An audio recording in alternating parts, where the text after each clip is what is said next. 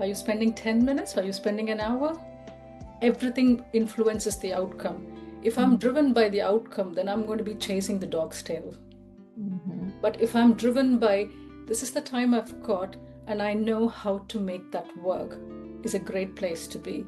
Because when you come with that intention, everything will fall into place and you will surprise yourself. Yeah. That's what I've discovered. Welcome back to the Solutions Manual podcast. We're here with Sasi today. Welcome. Thank you, Sarah. Good morning. Good morning, Matt. Lovely to see you both, and thank you for having me on your podcast. Can you introduce yourself to our listeners? Absolutely, I can. Thank you. My name is Sasi Krishnan, and I teach the art of cooking proper, authentic Indian food, not the restaurant food. I come from the south of India and a born vegetarian, which I continue to be. So I teach you beyond recipes, the influences of Ayurveda, the everyday home food that is less spoken about in the Western world, but how it directly impacts our gut health and mind health, and all food about Indian food and home cooking. Yeah, that's wonderful. And do you do this at home? Do you have a studio? My business is called Sashi Samyal, and Samyal means in the South Indian language of Tamil means cooking. So my business name is Sashi's Cooking, Sashi Samyal, and it's a virtual cook-along sessions. So you can be anywhere in the world or UK, and you'll be cooking from your kitchen, and I cook from my kitchen, and it's a very convenient, comfortable, hands-on cooking from your own space. So you mentioned misconceptions, and I think a lot of people might think, what is Indian food? Something comes to mind, but it's probably not really real Indian food. And there's, of course, a lot of regional influences. So, what is something that you really wish people knew about Indian food in general? And then, what are your favorite South Indian dishes that you like to teach people to cook? Right. It's quite a loaded question. We can be here for the entire podcast talking, Yeah. but I'll Yeah, just break it down especially in the UK. Well, anywhere. Yeah. Yeah. Yeah. I mean, let me break it down as simple as possible. You Mhm. just said, which is very right, Sarah, India is such a big country. Now, if I just ask the audience of people to say, think about India, you've got 23 to 26 different states, individual states. You give exactly the same ingredients to those 23, 26 different states. You get 23 to 26 different dishes. Right. Some can be nuanced, some can be totally different, but that's how diverse Indian food is. But unfortunately, in the Western world or in the UK, the chicken tikka masala, butter chicken, naan, jal fries, those things are popular. Or Yeah. that's what people think is Indian food, Yeah, it's sadly. Scottish. It's Scottish, isn't it? I think the tikka masala was Chicken invented tikka accidentally in masala, Scotland. chicken tikka came from India, which is in Hmm. Delhi. In the ancient, well, long time ago, it was most for the workers in the factory, which was like leftover chicken. What do? They just add extra spices, grill it, and that's how it came, got adapted. But I Mhm. always joke in meetings saying Indian food is more than just chicken tikka masala or the word takeaway. In simple terms, Indian food is very diverse. It's naturally, I use the word healthy, and I know healthy is a very overrated word at the moment. Everybody uses it. But a proper Indian cooking, especially where I come from, which is the south of India, it uses fresh ingredients, minimum ingredients, and all those food that helps in digestion. Because if I go back to the ancient wisdom of what my mom cooked or my grandmother cooked, it was just home simple food, but they are not something that's popular or where in a place like UK or the rest of the world, which is what I bring through my cooking sessions. It's home food, nothing but home food. And one of the ethos that I always say part of my business is if I don't cook for my family and friends, I don't teach you. Mhm. So it's simple everyday ingredients, but when cooked mindfully, Yeah. makes a nutritious and a fantastic meal. And Indian food in general, there's so much diverse and different spaces. The north of India is flatbread, the south prefers a rice, which is like their staple. Then you have the fish on the sea coast. Then you have your sweets in the Bengal and the other side, the east. So there's so much diversity. And it's a tropical weather. You've got all weathers in India. So depending on the seasons as well. So I make a lot of dishes with coconut based, Mm. tomato based, or just simple seasoning. So, a very simple example, I was born in Bangalore or Karnataka, but I grew up in Chennai or Madras, and my husband is from Chennai. So we speak different languages. Our food is completely different, but I'm now able to understand and adapt. And I also bring in ingredients that is available in UK. Let's say avocado. Avocado Yeah. is something that I only got to know after moving to UK 25 years ago. But I use even that to make things more interesting or food interesting, which is palatable, especially with fussy kids, let's say, for example. Kids don't want to eat an avocado. So I make avocado flatbread, Indian spice flatbread, which is like goodness disguised.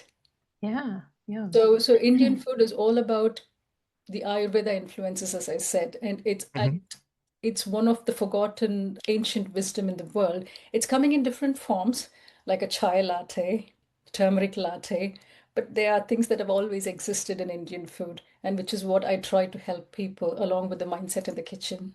It's so interesting because Indian food, proper Indian food takes time. And it's not like fast food, really. Tikka is a good example you mentioned, Matt. Tikka is just marinated meat or marinated vegetable. The history is that it just was what was in the kitchen somewhere, and then it somehow became the national dish of UK.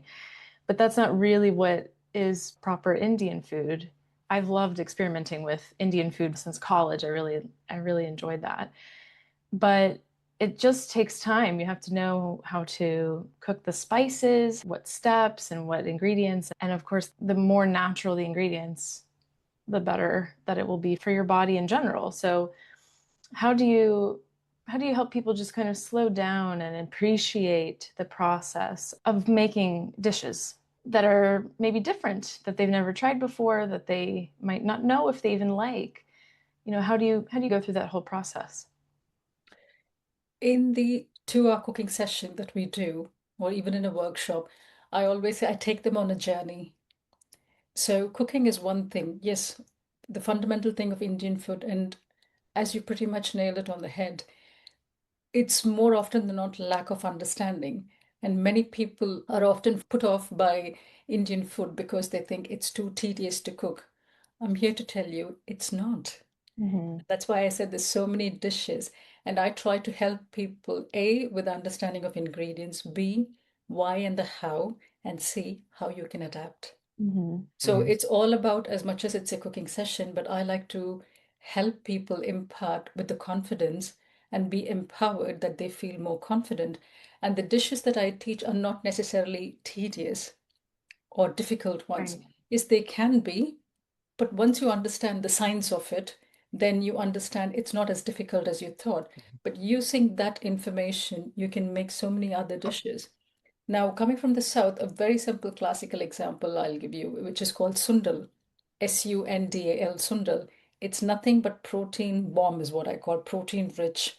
It's very simple. You just need to have two, three ingredients like mustard seeds. Some people are not familiar with it. And Mm-hmm. often people get worried that when I buy like a small packet or a jar, am I going to use it? Which is, I think, a fair question to ask or a doubt to have because you want to be able to use ingredients that you buy. So sundal is a very traditional South Indian dish, especially in Chennai or Madras. Even in Bangalore, we make it. It's made with any lentils or pulses. So I teach you like a template. I use that as my everyday, or at least 3 or 4 times. I make it with different things. It's like my protein lunch or a snack. Mm-hmm. Mm-hmm. Brown Mm-hmm. chickpeas, white chickpeas, dried peas, kidney beans, there's endless. So I always say it's sometimes the lack of understanding, and they are not difficult. They're very simple, very tasty, very easy to make, and delicious, Yeah. which is what we Yeah. want at the end of it. So I would like to believe that my main intention, as much as teaching people to cook, is one thing, but it's actually why you do and how you do. And predominantly I've come to realize in the last decade since teaching is, oh, it's not as difficult as I thought. So I take them on a journey. Yes, certain dishes need to be cooked a certain way, and I tell them why. So once they understand, I just feel you've done once with me, then you carry that knowledge throughout. Mm-hmm. It's learning a skill. Yeah. Yeah. Yeah. Sashi, what do you find the most surprising when you work with people and teaching them how to cook? And what they are most surprised by or surprised with? As I said in the previous answer, that Indian food is very difficult, or and the other thing is, dare I say, I get asked, oh, I've been to restaurant, it doesn't suit my stomach. which I will agree on. I mean, have lived here 25 years. If I go to a restaurant, I joke about it as well. I said, if I go to a restaurant and if you've got a buffet, your stomach is going to say, Yeah. hello, excuse me. Mm-hmm. Depends. It happens to me as well because restaurant food are quite rich.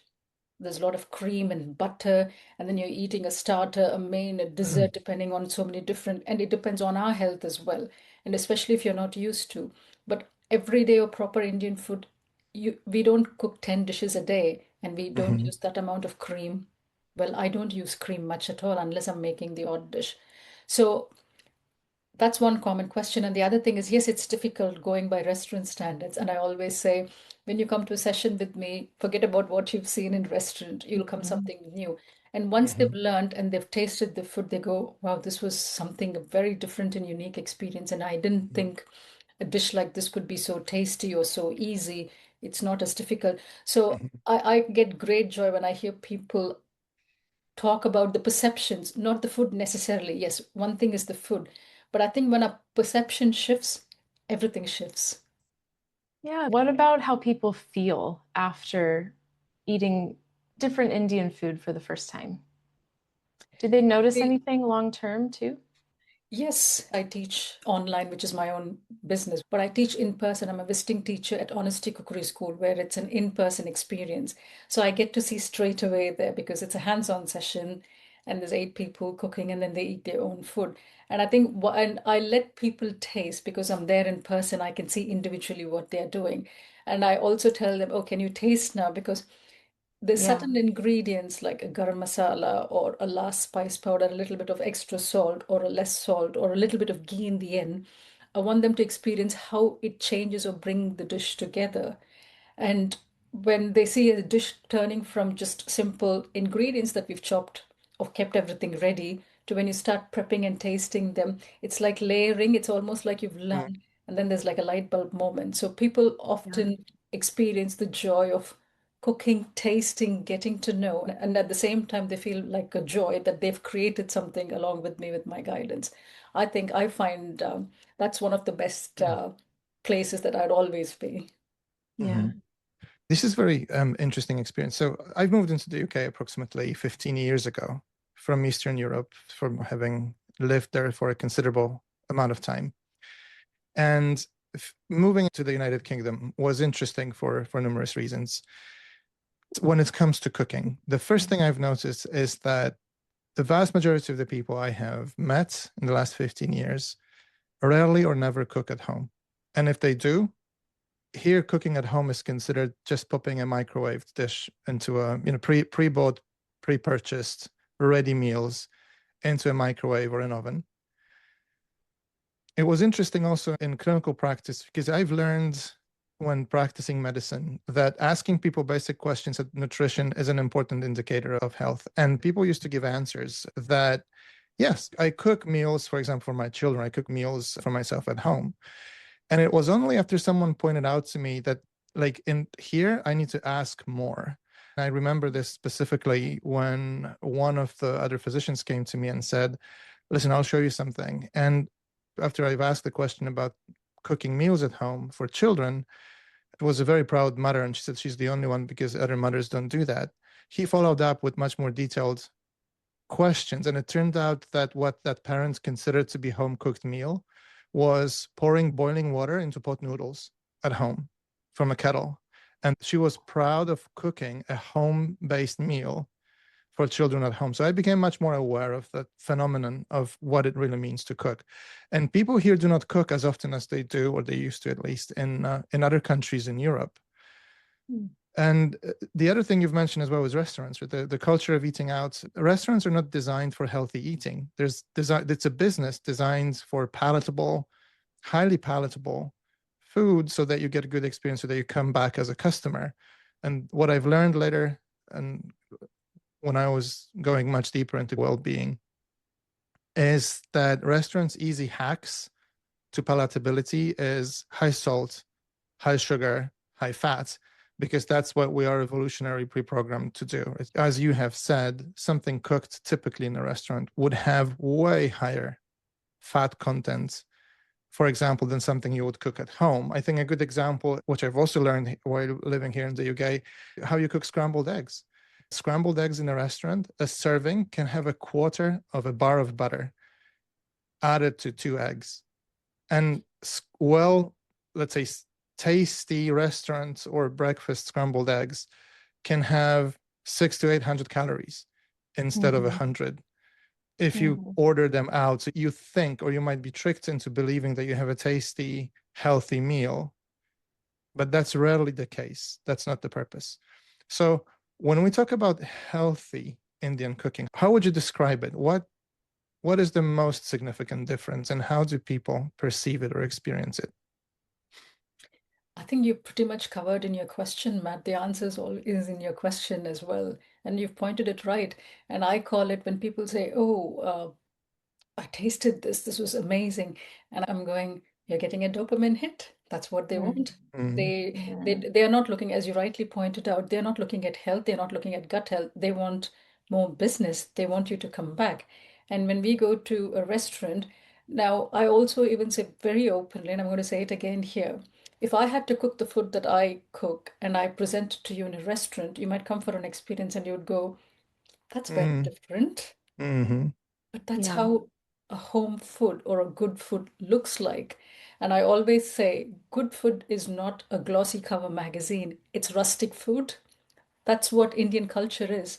And my mom cooked every day. I pretty much cook every day, unless I have leftovers every other day for us to eat out. But in restaurant, it's for satiating your palate. They are not interested in your health.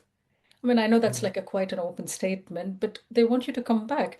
And the best way to do is to get the dopamine hit and you feel like happy, okay, I'm coming back. The fundamental difference that I find in restaurant is it's not only the sugar, the salt, and the grease, but also the ingredients sometimes. I don't go to local restaurants unless I'm in London, but I can, my palate is so different. I think it's coming because I'm cooking fresh and I understand food to a certain extent. I pick up on the tin food, especially the tomatoes. If they've used tin tomatoes, my tongue goes, there we go. And my brain is going, yes, it is. So I picked that up straight away. And sometimes they use a certain flavoring that is like artificial sweetener.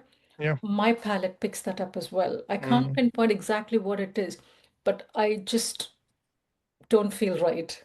Yeah. Not in my stomach wise, but my mouth is going, I'm out of sync somewhere here. So yes, it's the freshness of the ingredient and how much you cook and how little you cook. So restaurant food is very different, and that is why cooking at home is very important. Yes, I'm also aware that a lot of people cooking, oh, every day. How do you do this? And that's one of the things that I also try and help people or encourage people is to do is, yes, eating out is one thing, but supermarket, not often. Of course, a go through like a difficult day or once in a way is absolutely fine. But it's again, I'm coming back to the same old point. It's the lack of understanding. It's the lack of education. Now, having said that, some people are not interested because it requires effort. And that is why I talk about the mindset. Because once you have a very different mindset, but I'm also a public speaker, I speak about the philosophy of food, my own transformation in my journey, and I also talk about the book. But one of the main thing is how your mindset in the kitchen, because it all starts in here. I'm sure you both know better than anyone else, and you're rightly qualified. But when you're cooking, how are you cooking? Are you cursing? What is your mindset? Because half the time, whether it's a challenge or not, it all starts here. It can be a very simple food, but you're just like, oh my God, why am I here? Why am I doing this? And I always say, I tell this to my son, he's going to be 18 next month. I said, the day you feel like you're not up for cooking, you're cursing, don't go into the kitchen. Yeah. Don't cook. Because unknowingly, you're passing on not only negative energy to yourself, but if you're feeding somebody, to your loved ones as well. That is why, for me, no matter how I'm feeling, once I enter into the kitchen, I just call it my Zen space. I'm in my happy space because that brings a lot of energies. And once, no matter how bad your day is, you are into it fully, you are making not only yourself richer, and nicer in terms of your health, but you're cooking a meal. It could be even a toast, let's say, for example. It may not be the healthiest, but a toast with like, oh my God, that mindset, it creates that you're passing it on even to your family. So when you learn to cook or when you want, I think it's again, I come back to the mindset in the kitchen. It's first of all the willingness and the wanting to do something right to your family. And I also use the analogy of putting fuel in your car. When you take so Mhm. much care and pride and looking after your car, putting in fuel, doing the MOT and everything, why wouldn't you look at your life for your health or your Hmm. family's life the same way? Interesting. I say that So, exactly. And that's one thing when I do the speaking and I use that analogy, that's often what people take away, regardless of what speech is gone on. They go, when I walk into the kitchen, I think of you. I was like, how amazing. Well, it is because food is so underrated and overlooked, but it's one of the key and important aspects of life from mhm. the time we are born until we leave this world and in between. But it is so overlooked. And that's why I try and help, whether it's youngsters when I'm working or anyone who's trying to cook, wanting to learn, or in my speaking, is to at least create awareness. I think everything starts with awareness as well. We know it, but we are not conscious about it. Yeah. So I try and bring it to the conscious mind. Yeah. I think what you're saying too is that having just basic appreciation, whether you're the one cooking or not, but just appreciating the food that you're eating in the moment, it does change how you might have the rest of your day, how you might sleep at night. I think this kind of rush, everyone needs to eat, so we need to fit it in somewhere, not really think about what necessarily we're putting in and why. I think it's a nice way to just pause and reflect a little bit. Yes, it's sometimes this is something that I've learned is it's less of what's in your plate, but more how you relate to it. Mm-hmm. That makes a Mm-hmm. big difference. Yeah. I have a So, weird yeah, question. Can I go ask a ahead. Go weird ahead. question? Yeah, go Yeah. ahead. Go ahead. Hmm. Does food taste differently if you eat it with your hands versus cutlery? Well, it depends what's on your hands, I think. Oh dear. I don't know different or not, but you feel different. Interesting. Yeah. You feel different. And the reason being part of her science, these are all connected. Mm-hmm. So now, if you need to know, for me, I would prefer my hand any day. And I know the Western world, it's looked very differently. I've had some weird questions on that as well. I'm like, don't go there. But that's how I've grown up eating. And for me, it connects to my heart and my soul straight away. It could be even just a piece of toast, something. But when you're eating, let's say, for example, like a rice and a nice, when I say rasam or sambar that you mix, your hand has the energy. It's all connected to your brain. So when you touch, feel, and you eat, there's a very different satiating factor. Now, a flatbread, let's say, for example, like a chapati or roti, you take your knife and a fork. Now, tear it, dip it, dunk it. I would say not even dip it, dunk it and eat it. Mm-hmm. It's amazing. It's Mm-hmm. it's it's again a mind thing, but there's a science to it as well. It's good. You're directly connected to your food. So, I have a different question because you've mentioned in your previous answers a couple of interesting things that related to what cooking teaches you, I would say, in a way. You said that you have to focus on one thing at a time, right? That's the principle of focusing, not multitasking, that we often teach when we work with people. And it just doesn't apply to kitchen. It's essential advice for everything that you do in life. You've mentioned about approaching this in a particular mindset, not being emotionally, let's say, dysregulated, not doing something when you are angry or in a certain emotional state. Right? Emotions are very bad advisors and not necessarily the best way to approach anything that you do. It doesn't have to be cooking, it's virtually everything. It's driving, commuting, meeting people, working, raising kids, right? You can see that the principles that you derive from your experience with food can or seem to be applicable elsewhere. What else did you learn from cooking that extends to other areas in life? Or what cooking can teach you about life? We talk about living in the moment, being present. Mhm. Cooking teaches you that skill if you look at it from that lens. Mm-hmm. And it is something I think from a young age, as I said, food is a very important aspect of life. That's something that I discovered in my own motherhood journey. yes, food is one thing, but when you are with it and when you are intentional about it, everything starts there. Now, that applies very much in life as well, is how we perceive things. And that has shown up in different ways for me, and I've had to learn, unlearn, self-learn. And I Hmm. talk about that in the book as well. Life reflects pretty much how we are in that phase of life or in our mindset. So when we say living in the moment, my favorite thing is my pet. She tells me what living in the present moment is, or being present no matter what the day goes on. If I apply the same logic at every aspect of life or every facet of life, Hmm. you see it so much more lighter. Nothing has changed outside in the world, what's going on, or even in Hmm. your own life, the storm. But what has changed is how anchored you are. So that's the philosophy that's taught me and grounded me. And that's helped Hmm. me transform as a person, but into not only what I teach, but the way I talk. And that's the reflection that comes in the book as well. And I mean, I know it sounds cliched, but as they say, once you change, everything changes. It's our own lens of it's our own thought process of how we see the world, including ourselves. It starts and ends with us. So we can make or break of anything. If you want to make a mountain out of a mole, that's Hmm. perfectly normal. Even if you see the mountain as it's okay, it's only a challenge, it's a passing cloud, that too is right.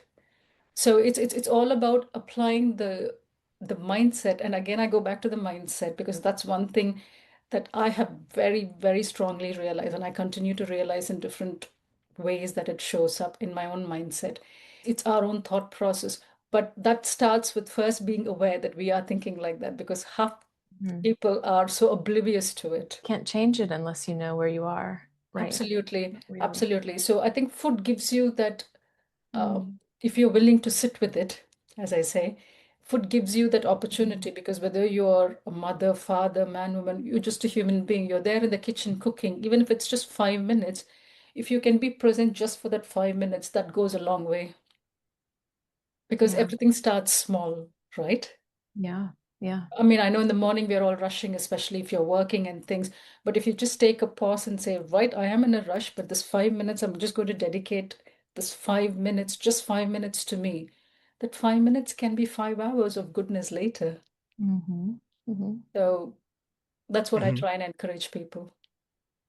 Okay, so this is very interesting because just the one fact that you've mentioned of being present or living in the moment. Yes, pets can teach us that as well, I guess.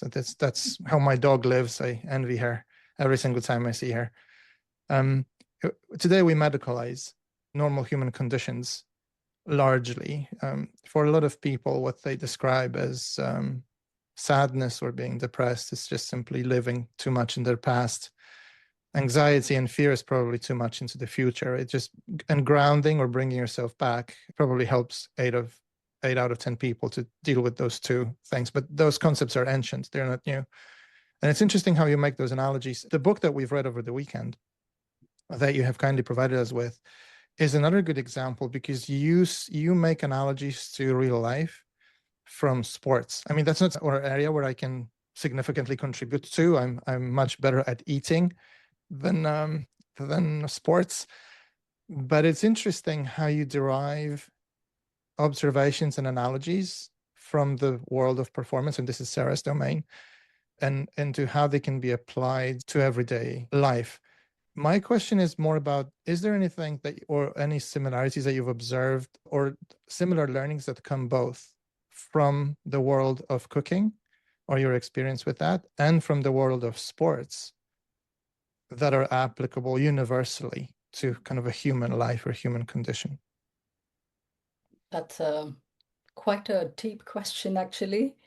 And my honest answer, Matt, is I'm not a sports person. I've grown up watching cricket because I've come from India. Who wouldn't?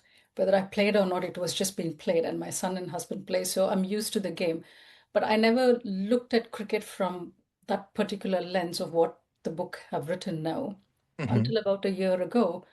Because as I said, this has been very organic. And even if you ask me why I got those thoughts, I don't know. But all I can probably think and realize is it's the journey that I've been on in the last few years, transformation, the inward journey.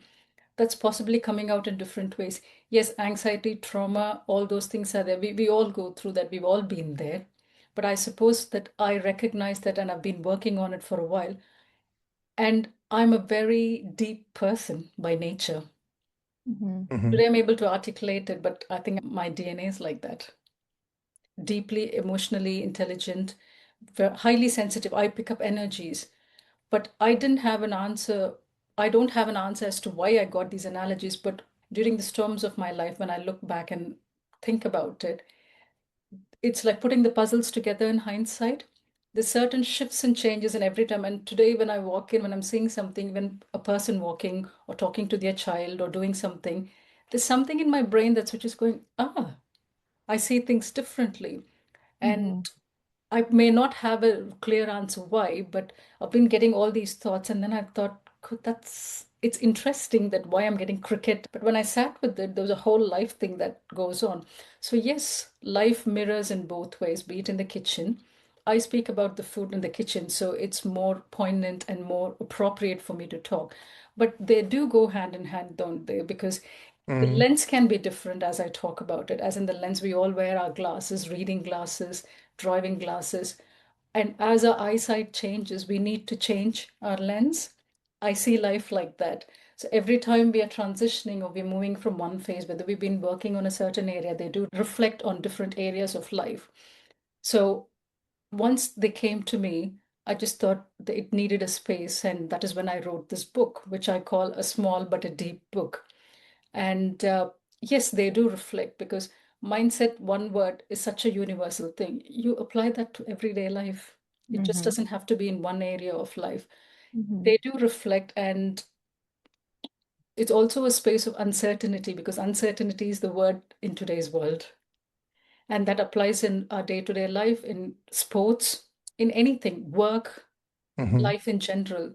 So I think I've just applied that my own journey and experiences using cricket as a metaphor. Now, Mm-hmm. a few days ago, something else came to my mind with tennis. I'll talk about it later. Yeah. I don't know why, but I do know I'm picking Mm-hmm. up a lot more, and I love observing people. Mm-hmm. I love sitting and just pondering things. And people go, "Do you not Yeah. get stressed thinking about it?" I said, "No, I find it fascinating to unravel." I call it peeling of onion layers. I said, Yes. the more I peel, the more I don't know. And the more that I don't know, I want to know, the Mm-hmm. more I go deeper.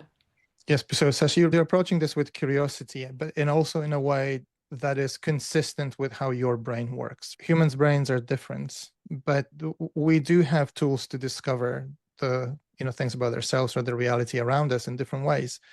And for some people, they discover this through intelligence, others through intuition. The conclusions are typically the same, provided that you can learn how to use what you are good at and discover the world in a way and with the tools that you have been given at birth. So yes, yeah, I can make a lot of analogies to what you're talking or finding out intuitively through my lens of more of a scientific discovery of the very same insights of the very same topics. So yeah, I find it quite interesting that you can arrive to similar points in life through a very different path, or reach the same realization in a very different way than I would. But that probably means that there are some universal truths about humans, how we live, things that we frequently screw up, let's say, in our lives as well.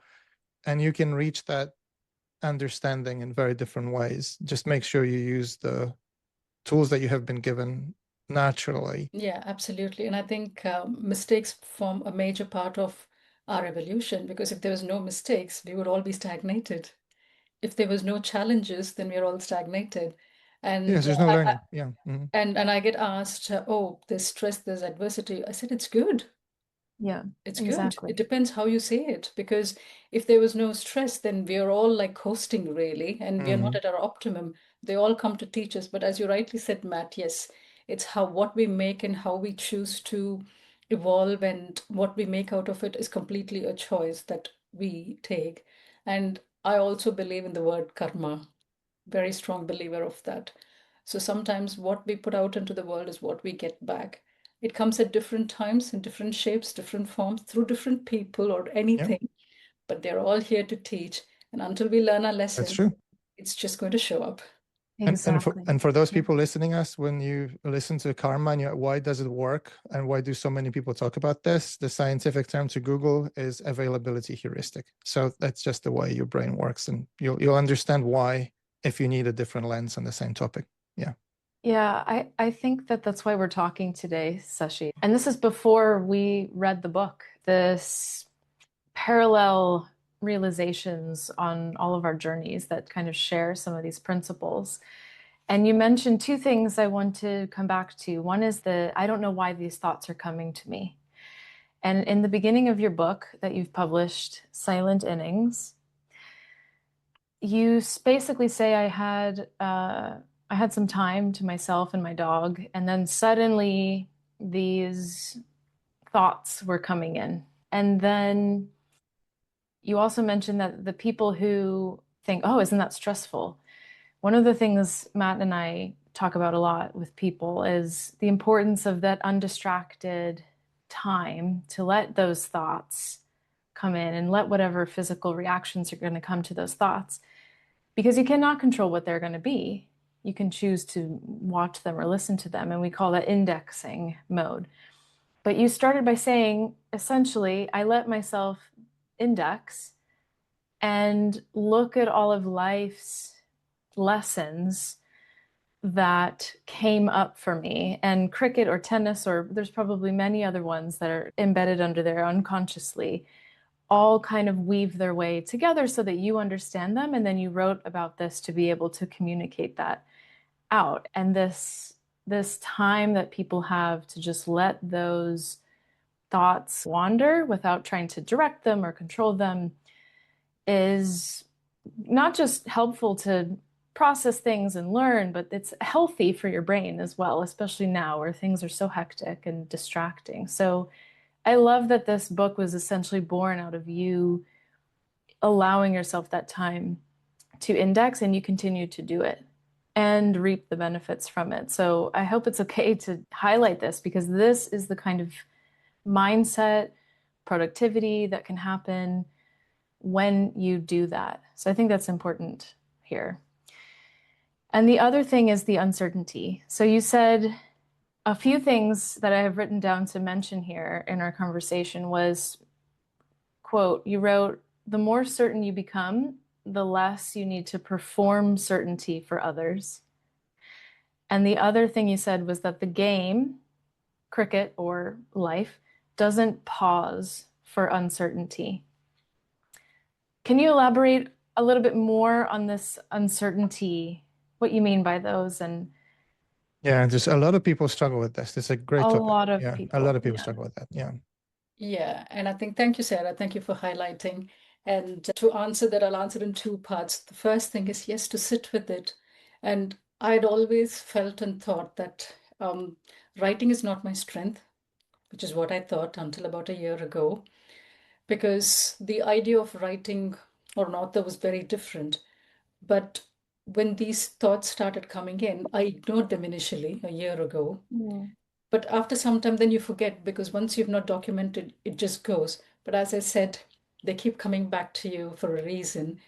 And it repeatedly came back. And that's when I thought, okay, I'm going to sit with it. I Mm. started writing, recording on my laptop. Sometimes I've woken up in the night thinking, why did they just start? And a voice recorded on my phone in a very sleepy state, going, because they've all given me information. And that's when I thought it needed a bit more space.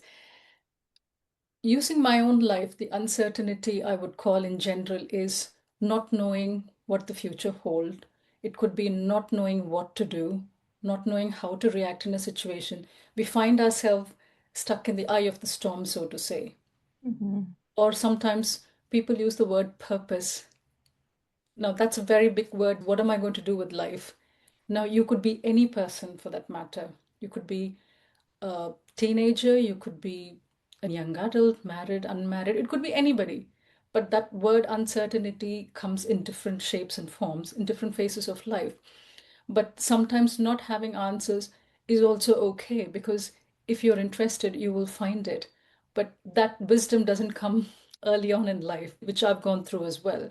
And that is why I talk about sometimes letting yourself sail through or just be hopeful that you'll be okay is good enough, because the answers will find its way. There is no other way out of it. Nobody's Nope, got answers. nope. And I And think when we try to fight uncertainty is when the real stress starts, because then we go into this overthinking, challenging, stressful. It's like a downward spiral. I've been there, and that is why I've written the book. yeah, Every Yeah. single thing is a lived experience. That's why I've called from being a overthinker to people pleaser to I've been there, done that. And hence, I think today this book was an organic extension of me. And I knew I was always a deep person, which was also criticized at one stage. And I just felt like Mm. nothing was right with me. But when I look back today, no, it was somebody else's lens. Yes, of course, I had to learn. I'm not perfect. Nobody is perfect. But to own that and work, when you get that lens, mm, uncertainty is certainty. Mm-hmm. yes, Will yeah, always be uncertainty and you'll always be navigating, but you are aware, equipped, and you have the mindset to sail through. That's the yeah. best we can do in life. I agree with you, and that I think there's actually a danger. I think if you can accurately predict what is going to happen, which by the way, no one can, but if this is the case for your life, it means that nothing is happening in that life. That's something to be afraid of. Like the uncertainty, so not knowing what's going to happen next, it's an absolutely normal state. That's the default state. And if you have a feeling that you know what's going to happen tomorrow, 5 years from now, that's not a good place to be. It essentially means most likely you're not living your life. You should be afraid of the illusion of certainty that you have rather than embracing the default of not knowing. That's just how it is. And the amount of people that we work with that try to plan everything for the next, year, 5, 10 is enormous. And every single time they actually start doing something about this, those plans collapse immediately. It's I've never seen a plan that withstands the first confrontation with reality, because it's always riddled with the assumptions that you're making or how things you think will go. It never goes like that. And I think that understanding that, it's a great starting point if you want to live an informed life. Absolutely. And I think today couldn't be more apt in the world we live in as well.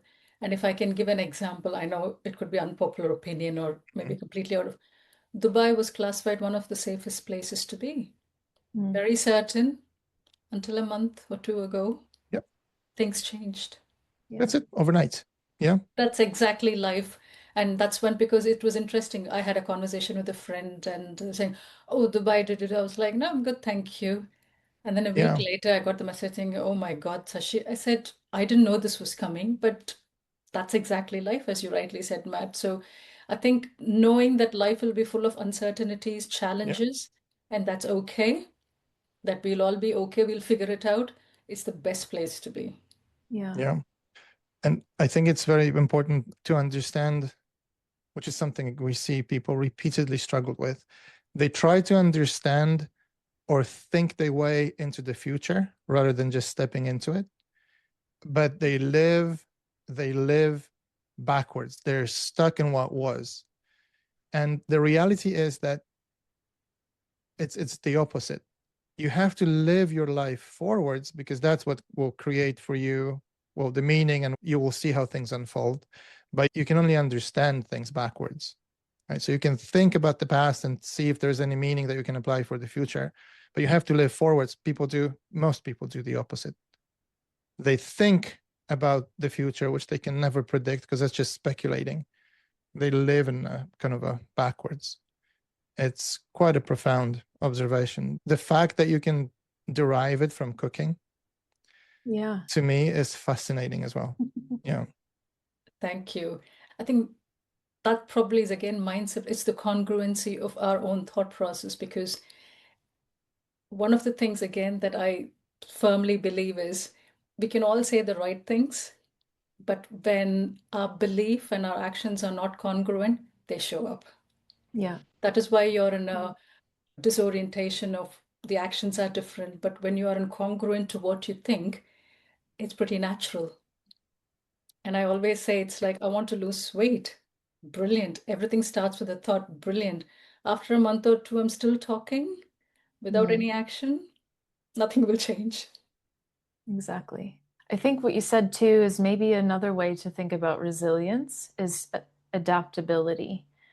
So you said, Matt, that when people face a confrontation or the first fork into their plan, then what happens? They're not willing to change it, or some people say what you said, Sashi, we'll figure it out, we'll do something different. And I think that that's as much as we train and plan and prepare for whether that's in the kitchen or on the pitch or in careers, it will rain, right? It will just, something will happen. And you can choose to put energy into planning, planning, planning, planning, never really acting, or just bringing what you need and then adapting. That's another thing I think you wrote about in this book is that you're not being rewarded for progress and milestones. You're being rewarded for your ability to adapt and be resilient and maybe closing that gap between what you're thinking and what you really want to do.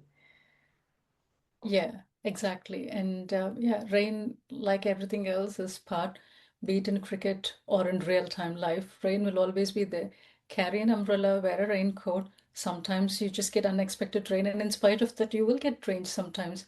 Yep. Yeah. You'll And just have to accept, you'll just have to accept it sometimes. You can yeah. question it. You may not have answers to it, but when there's no answers, it's okay. But I think having the mind to say, yes, it's happened, it's fine, it's happened.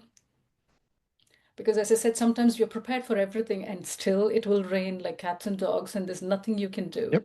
Yeah. Or one day you might have known you'd have forgotten your umbrella. Yeah. Hey, that can also happen. That's life. That's the beauty of life is just letting it flow and sail like water. Yeah. I think Mhm. the last point maybe to talk Yeah. about from the book is the measurement of this progress. How does someone know that they're making progress when maybe it's not always obvious?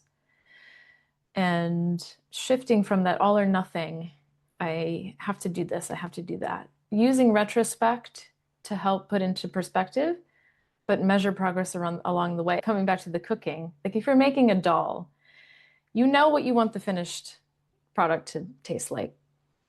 But there's many different steps in between that. You Mm. might choose a different lentil that doesn't go really with the spices you have. Are you adding garlic? Are you not? You can taste it along the way and change it. You can add ghee at the end. You can add it in the beginning. There's all sorts of adaptations you can make. The progress is kind of bit by bit by bit by bit, right? But people just see this finished product and evaluate their progress based on that. So I think that this kind of deeper metaphor, maybe to bridge these two, is that it's not just you're making a dish in the kitchen, you're trying it along the way and adapting in a similar way that you can do regardless of whatever you're trying to do in your life. So I'm just curious, how do you measure your own progress? If I have to use again food as what you rightly said, dal is because I understand there's different lentils they taste. Some days when I'm really in a rush, I try to use the simplest and the shortest method. The days that I have time, I've gone the elaborate way. No, that's come with time. Yep. It didn't come overnight, and there's been mistakes along the way. So today I know what works for me and what doesn't work. Having known all those things, there are days occasionally when the salt has been added a little extra, Mm-hmm. but Yeah. I know how to bring it back to normal. Now, that Yeah. again comes with time and experience. So, is my intention to make a perfect dal? There is no perfect dal because it changes. And if I have to go a little more into detail, the quality of your ingredients changes the way the flavors adapt. What kind of chilies are you adding? What kind of chili powder are you adding? How long are you mixing it in oil? Are you using ghee? Are you using butter? Are you spending 10 minutes? Are you spending an hour? Everything influences the outcome. If I'm driven by the outcome, then I'm going to be chasing the dog's tail. Mm-hmm. But if I'm driven by this is the time I've got and I know how to make that work, is a great place to be. Because when you come with that intention, everything will fall into place and you will surprise yourself. Yeah. That's what I've discovered. So I know what I want to do, but I'm not chasing the end product. I'm more focused on the time I've got and having the knowledge. Mistakes can still happen. If people watching think like, people say, oh, you're the expert. I said, but I'm still a human. Don't forget about that. Yeah. Yeah. Yeah. Yeah. It takes that little extra salt to make the dish salty. Yeah. It takes 5 minutes. You take your eye off the stove, it's burnt. Yeah. These Yeah. things can happen. Yeah. So, Yeah. so not driving perfection, but about what you know and how best that you can come and show up and make that work is Yeah. the best way we can lead our life. And for Yes. me, that is progress, is showing up with an understanding is the first progress. And Yeah. your mind and heart will say, because once you've worked and you've understood the process, every time you do, there's a certain shift within yourself. You may not know, but there's a certain lightness in you. That's progress for me. The day you see a certain lightness in the job that once was a chore is progress. Yeah. Absolutely. I think the fantastic thing you've said, which I wish more people could do or learn how to do, is that you should design your life in a way where the things that you want are byproducts or consequences of what you do or choose to do or not to do or where to focus on every day.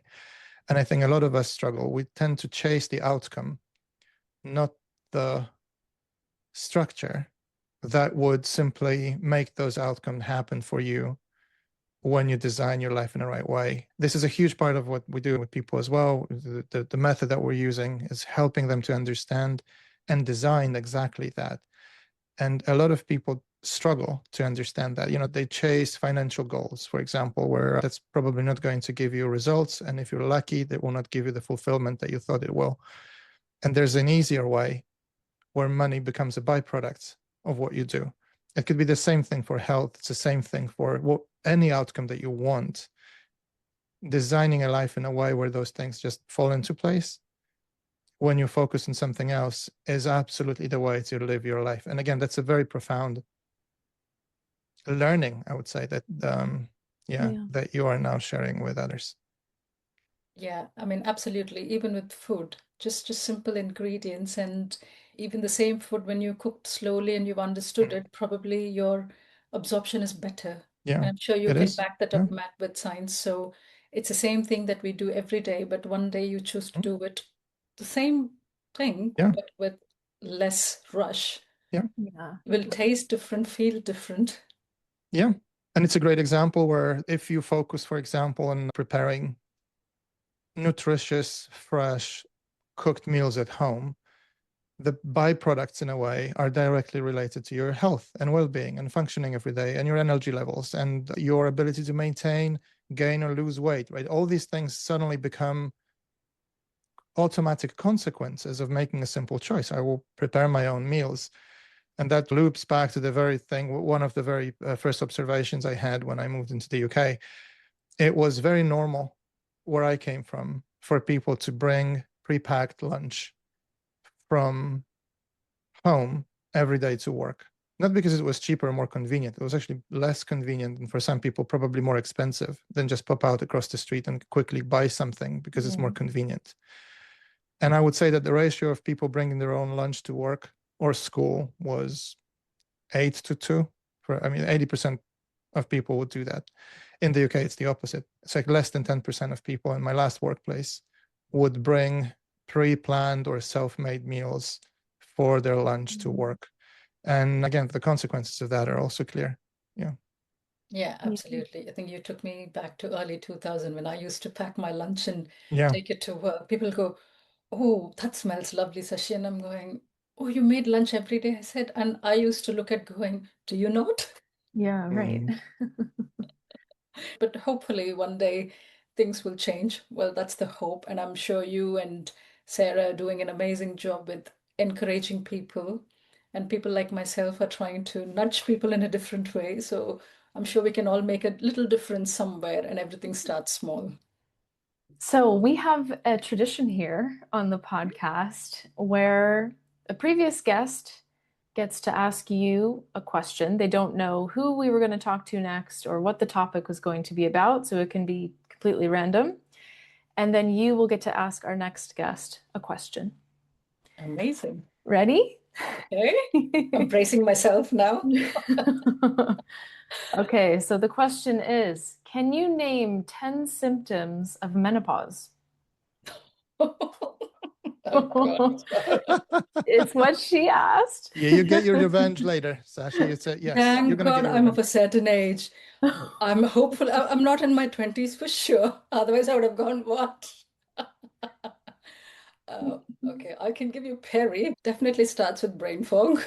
Mm-hmm. Brain fog, um, erratic periods, spotting, tiredness, headaches, waking up in the nights more, hair fall occasionally, not often. Yeah. Actually, that's It's already definitely, that's already more than half of the GPs I know. Yeah. I've done my research well, haven't I, Matt? Yeah. Good. Yeah. And yeah, I think for me, brain fog was the starting factor for me for sure. That was like a bit of I got run over by a truck, I felt. For the Mm. memory that I've got, I was like, why did I open the fridge? Mm. Mood swings. Yeah. For me, it's not loss of appetite, but the things that I used to enjoy for a brief period of time, I just went off that food. I'm thinking, that's interesting, but Mhm. I've come back to it. So I think loss of not appetite, but the taste buds changing. Here's a big way. Here's an important one. Perspiration. Mm. Increased? More. Change of odor. Mm. Mm, mm. That one. I think I've done pretty well considering that I'm on the Yes. You spot. have. I didn't expect that question. But Well, but to yeah. counterattack it all, I'm back to strength training to make myself fitter. Very Excellent. Well, good. that's That's probably one of the best interventions at that time as well. Well done. Yeah, thank you. The last year I've gone back to strength training. I used to do that about 8, 9 years ago until I had some injuries. So I've stuck to yoga, practicing Mhm. yoga, but now I've introduced Very good. strength training now. Well done, Sashi. That's super important. And it Thank will you. have yeah. very positive, long-lasting consequences. And it prevents muscle mass loss, and it prevents osteoporosis and many other things, and improves metabolic health. Well done. Thank you. On that note, yeah, I've been noticing aches on certain joints, and I'm thinking, yeah, strength training is coming back. That's why I've come back. Yeah. Yeah. Sashi, where can people connect with you and find you? I'm on social media, as with everybody else, on LinkedIn as Sashi Krishnan and Sashi Samyal on Facebook and Instagram, which is my business name. Mhm. Okay, So great. you can find me there. And my book, if anyone is interested to read about it and find out more, it's available in Amazon in paperback and in Kindle version. We will link for our listeners. And thank you so much for coming on the podcast today. We really enjoyed our conversation. So thank you. Thank you, Sarah. Thank you, Matt. I think it's been one of the best podcasts that I've been part of. So thank you for having me. It's very kind of you. Thank you. It's a very different, I always enjoy the conversation, but sometimes I also feel you may talk about the same thing, but when it's structured differently, asked differently, viewed differently, that makes a very big difference. So thank you very much. It's been an absolute pleasure being part of it. Thank you for watching or listening to this episode of the Solutions Manual podcast.